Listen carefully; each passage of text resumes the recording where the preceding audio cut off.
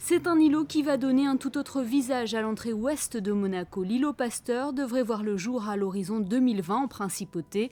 Après la réalisation de l'îlot Régnier 3 et Canton, cette construction, pensée par les architectes Christian Curault et François Lallemand, fait partie des projets d'urbanisation des terrains de l'ancienne voie ferrée. À terme, ce grand espace va réunir plusieurs entités.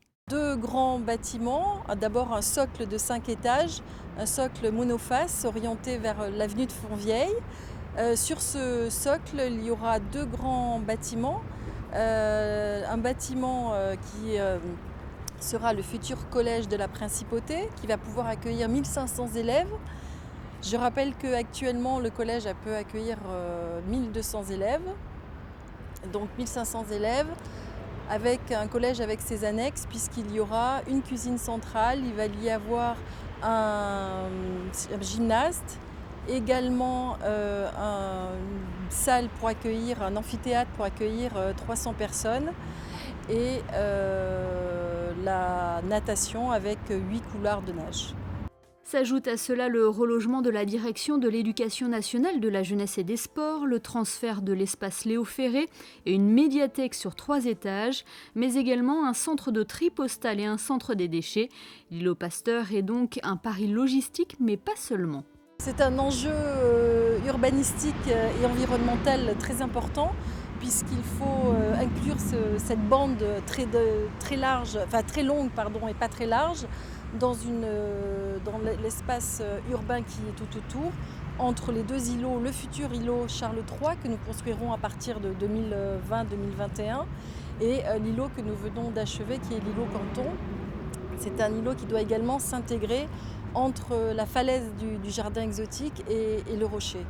En termes de construction, les travaux préparatoires ont débuté en janvier dernier. Ils portent notamment sur la déviation des réseaux et un terrassement en masse. On est en train de finir des dévoiements de réseaux du côté de Cap d'Aille. Et ça se fait aussi en concertation, en coordination avec l'optique de la livraison du tunnel descendant à l'été, parce que c'est cette zone-là du débouché du tunnel.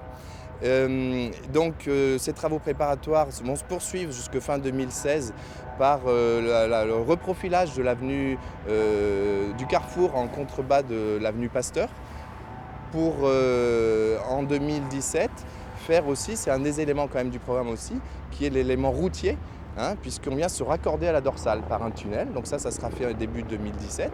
Après l'année 2017, ça va être là le terrassement en masse, le soutènement, pour venir créer le trou, pour qu'après, avec la phase de travaux du gros œuvre, viendra le remplir par le socle et toutes les entités qu'a développé le conseiller et les bâtiments superstructures jusqu'à l'échéance de 2020. Vous l'aurez donc compris, le chantier de l'îlot Pasteur est un chantier complexe qui doit s'intégrer en zone urbaine, une opération de grande envergure qui devrait donc voir le jour dans 4 ans maintenant.